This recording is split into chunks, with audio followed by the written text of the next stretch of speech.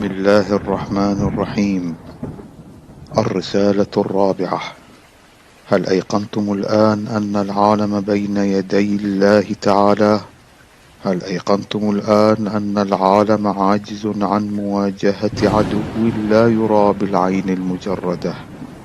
هل أيقنتم الآن أن الحضارة والتكنولوجيا قد لا تنفع في بعض الأحيان؟ هل أيقنتم الآن بضعة وتصاغر الإنسان أمام الله تعالى؟ هل أيقنتم الآن أن العلم قد يعجز في بعض الأحيان عن مواجهة السماء؟